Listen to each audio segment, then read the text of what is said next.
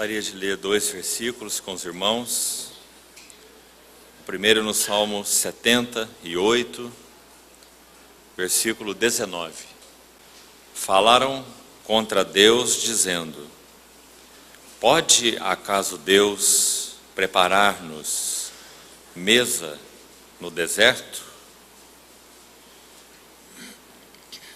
Em outro verso no Salmo 23, versículo 5: preparas-me uma mesa na presença dos meus adversários. Irmãos, que privilégio nós temos de nos reunirmos para nosso Senhor. Realmente o tempo em torno da mesa do Rei, do Senhor dos Senhores, é o tempo que coroa todo o nosso tempo de comunhão. Realmente nenhuma palavra mais precisa ser dita quando nós partimos o pão na presença do Senhor. Nós temos a oportunidade de nos assentar e comer provisionados por tudo aquilo que Ele é e por tudo aquilo que Ele fez na cruz do Calvário. Que privilégio maravilhoso! Esses 2 versos que nós lemos nos ajudam a entender um pouco mais da beleza dessa mesa.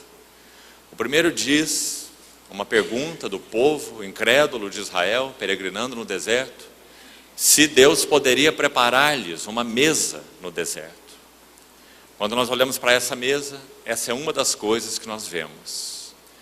Quando nós olhamos para fora dela, tudo é um deserto. Naturalmente falando, nossa alma nunca encontraria satisfação em lugar algum. Nunca encontraria lugar para se dessedentar. Mas o nosso Deus, em Cristo Jesus, preparou-nos uma mesa neste deserto. E nela podemos nos assentar e comer abundantemente.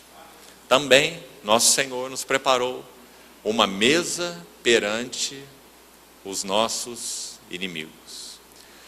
Irmãos, há pelo menos 5 ou 6 áreas maravilhosas de vitória do nosso Senhor, que também, quando nós olhamos para essa mesa, colocada de modo tão singelo, com elementos tão singelos, o pão, o cálice, nós estamos celebrando nessa singeleza uma tremenda vitória, em diversos aspectos. Por isso o salmista diz, Davi, com todo o seu entendimento sobre quem era o Senhor dos exércitos, que o Senhor preparava a ele uma mesa na presença dos seus inimigos. O Novo Testamento nos diz, Gálatas capítulo 5, que aqueles que são de Cristo Jesus crucificaram a carne com as suas paixões e concupiscências. Essa é uma primeira área de vitória que essa mesa tão simples celebra. Gálatas 5, 24. A cruz do nosso Senhor Jesus proveu para nós uma vitória sobre a carne. Irmãos, isso não é uma coisa pequena. Nós estávamos de tal modo escravizados à carne que nós não tínhamos outra opção senão andarmos segundo as suas paixões e prazeres. Mas o Senhor Jesus, quando oferece seu corpo na cruz do Calvário, e o corpo é separado do sangue, como nós estamos vendo de uma maneira tão clara quando a mesa do Senhor é posta, o corpo separado do sangue, isso significa morte. Então, quando nosso Senhor Jesus se entregou na cruz do Calvário, a carne foi com ele crucificada. E os que são de Cristo crucificaram a carne com as suas paixões e concupiscências. A carne é o velho homem.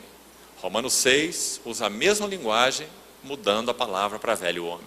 Sabendo isto, foi crucificado com Cristo o nosso velho homem. Que privilégio, irmãos. Não mais cativos. Não mais seguindo essas ordenanças. Agora podemos ser guiados pelo Espírito de Deus, porque a carne foi vencida pelo nosso Senhor Jesus na cruz do Calvário.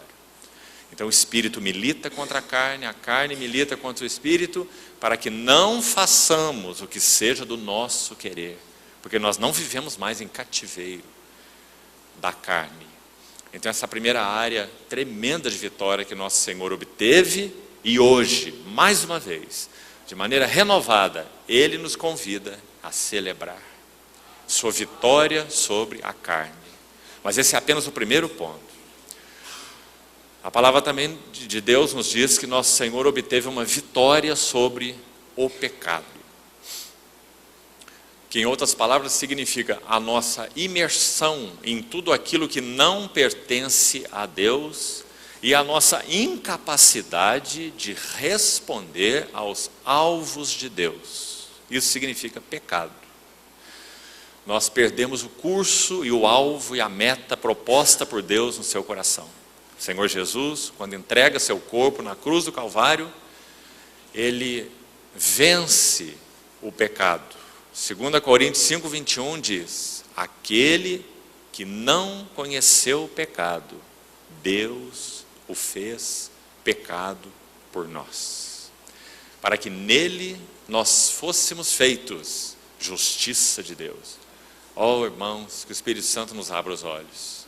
Que troca maravilhosa, que substituição maravilhosa aconteceu aí, como registra esse texto. Quem éramos nós? Pecado. Quem é nosso Senhor? Justiça.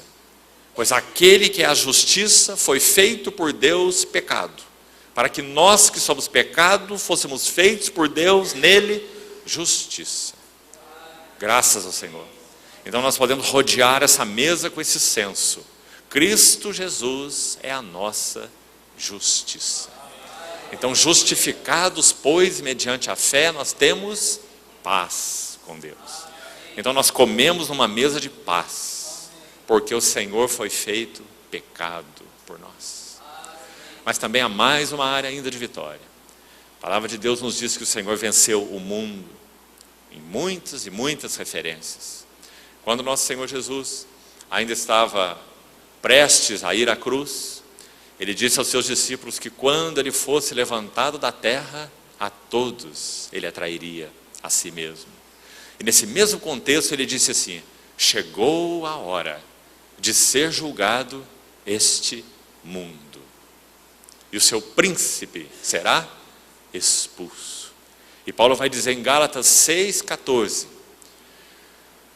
longe de mim gloriar-me, senão na cruz do nosso Senhor Jesus Cristo, pela qual o mundo está crucificado para mim.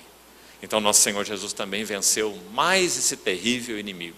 O que significa o mundo? Diferentemente da carne, o mundo é aquele que faz apelo fora de nós.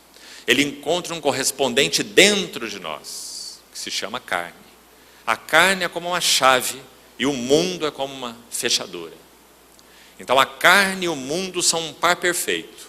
A carne apela dentro de nós e o mundo apela ao redor de nós, com grande apelo. Então nosso Senhor Jesus, quando vence o mundo, Ele também nos dá a capacidade de não respondermos aos apelos fora de nós, que então não conferem com o nosso chamamento celestial. Esse é o mundo.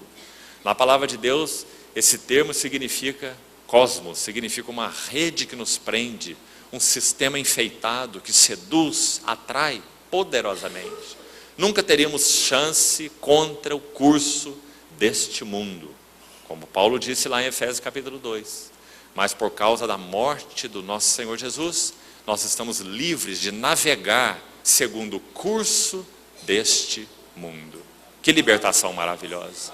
Mais uma área de libertação, que nós celebramos em torno dessa mesa tão singela, mas que fala então de verdades tão profundas. Por isso ela é tão solene, irmãos. Nunca podemos permitir que nossa visão espiritual e nosso coração se perca por causa da singeleza dessa mesa. Em função da singeleza, perdermos o significado, a realidade espiritual. Porque a realidade espiritual toca exatamente quem é o Filho de Deus e o que Ele fez na cruz do Calvário. Que tremenda vitória, que profunda vitória. Então Ele vence o pecado, Ele vence a carne, Ele vence o mundo, e tudo isso numa obra só, de uma vez só. Mas Ele também vence o ego. Nós poderíamos ser livres do pecado de alguma maneira, ser considerados justos diante de Deus, sem pecado, mas ainda teríamos um problema: vivermos uma vida voltada para nós mesmos. Ego. Então, quando nosso Senhor Jesus morre na cruz do Calvário, Paulo vai nos lembrar de novo em Gálatas 6,14, que também nessa cruz eu estou crucificado para o mundo. Então nosso Senhor Jesus também venceu o nosso cativeiro a uma vida egocêntrica, uma vida que só olha para o nosso próprio umbigo, só pensa em nós, só busca os nossos próprios interesses. Quando nós comermos e bebermos dessa mesa, nós estamos celebrando que nosso Senhor nos salvou de uma vida centrada em nós mesmos.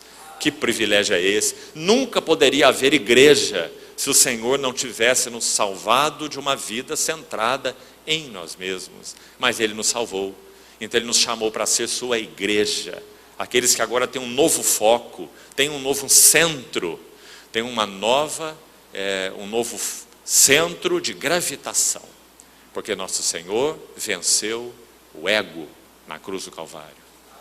E também vamos mencionar uma última área: nosso Senhor vence o diabo. Que vitória! Esse é um outro terrível e considerável inimigo, sábio, astuto, estratégico, mais sábio naturalmente falando que todos nós juntos. Lembremos-nos, ele era aquele querubim da guarda ungido, responsável por uma esfera imensa de governo nas hostes celestiais. Foi esse que caiu e se tornou o inimigo de Deus e o nosso inimigo. Nunca poderíamos sequer levantar um dedo contra ele. Mas o que nosso Senhor Jesus fez na cruz do Calvário, Colossenses 2, 14 e 15 diz assim: que Ele cancelou o escrito de dívida que era contra nós e que nos constava de ordenanças e nos era prejudicial. Ele removeu inteiramente, encravando na cruz, e tendo despojado os principados e potestades, publicamente, porque está se referindo à cruz, publicamente os expôs ao desprezo, triunfando deles na cruz. Que maravilhoso! Significa que nosso Senhor retirou aquelas insígnias de autoridade que estavam nos ombros daquelas hostes espirituais da maldade nos lugares celestiais. Quando o Senhor Jesus morre na cruz do Calvário, Ele arranca essas insígnias de autoridade, despoja principados e potestades, ou seja, eles não mais têm autoridade alguma para nos conduzir nos seus caminhos. Então Paulo vai dizer em Efésios 2, que nós estávamos debaixo do cativeiro do príncipe da potestade do ar e do espírito que atua nos filhos da desobediência. Mas nós agora somos os filhos da obediência, porque por causa da obediência de um só homem, muitos se tornaram justos. Graças ao Senhor. Mas também não poderíamos esquecer ainda uma outra área: a vitória do Senhor sobre a morte. Mais um inimigo, o sexto inimigo. Irmãos, que obra, essa obra na cruz do Calvário. Um único homem, o Filho de Deus, uma única hora, uma única obra. Nosso Senhor derrota ao mesmo tempo esses 6 inimigos, em um único ato. Ele venceu a morte. Então agora nós podemos cantar: tragada foi a morte pela vitória. Na expectativa de quando nosso Senhor Jesus retornar, nós experimentaremos uma absoluta vitória sobre tudo aquilo que a morte implica. Até mesmo receberemos corpos imortais para vermos o nosso Senhor face a face e podermos ser introduzidos numa esfera de comunhão mais plena, muito mais plena, que nós temos com Ele hoje. Porque nosso Senhor venceu a morte. Ela atingiu nosso espírito, ela atingiu nossa alma, ela atingiu nossos corpos, e nosso Senhor Jesus triunfou sobre ela na cruz. Irmãos, quando nosso Senhor Jesus morreu, existem 3 textos dos evangelhos que dizem, que usam a palavra reclinar ou inclinar. 2 deles são idênticos, narrados em 2 evangelhos, e dizem assim: as aves do céu têm os seus ninhos, as raposas têm os seus covis, mas o Filho do Homem não tem onde reclinar a sua cabeça. Mas o terceiro texto está em João 19, que diz que o Senhor Jesus, reclinando a cabeça, rendeu o seu espírito. O amado Filho de Deus, o Verbo que se fez carne, enviado por Deus com uma missão tão clara e tão específica, ir à cruz do Calvário, não encontrou lugar para reclinar a sua cabeça, senão na cruz do Calvário. Foi na cruz do Calvário que o nosso Senhor reclinou a sua cabeça, porque ali ele iria obter descanso daquela missão e obra que o Pai o designou para fazer, e através disso iria obter descanso para todos nós. Se ele não encontrou lugar na terra para reclinar sua cabeça, ele a reclinou na cruz do Calvário. Mas ele a reclinou de um modo muito particular. Todos aqueles que morriam na cruz do Calvário, eles então perdiam seu fôlego primeiro, e depois eles então inclinavam a sua cabeça. Nosso Senhor morreu ao contrário, porque a morte não podia se assenhorear dele. A morte não tinha capacidade para isso, porque ele é o autor da vida. Então primeiro ele reclina a sua cabeça, e depois ele entrega o seu espírito. Por isso ele disse: ninguém tira minha vida, eu espontaneamente a dou. Graças ao nosso fiel Senhor, na cruz do Calvário, ele reclina a sua cabeça e encontra repouso da sua obra e repouso para todos nós. Ó irmãos, que o Senhor, pelo seu Espírito, renove essas verdades no nosso coração, para que nós celebremos essa mesa, como falamos, tão singela, mas tão profunda, que fala de quem foi nosso Senhor e do que ele fez naquela cruz. Em primeiro lugar, para Deus, e consequentemente para nós, nos incluindo nessa obra maravilhosa. Que o Senhor então continue pelo seu Espírito nos conduzindo nessa noite, ministrando ao nosso coração, nos levando à quietude espiritual e à contemplação do amado Filho de Deus e aquilo que ele realizou na cruz do Calvário. Vamos render a ele nosso amor, vamos render a ele nossa gratidão, vamos render a ele nossos corações, vamos dizer a ele: Senhor, nosso amor por ti é fraco, mas nós te amamos. Senhor, nosso conhecimento de ti ainda é limitado, mas obrigado porque te conhecemos. Senhor, nós apreciamos tanto tua vitória. Vamos pedir ao Senhor que nos conduza pelo seu Espírito, para comermos e bebermos na mesa do Rei.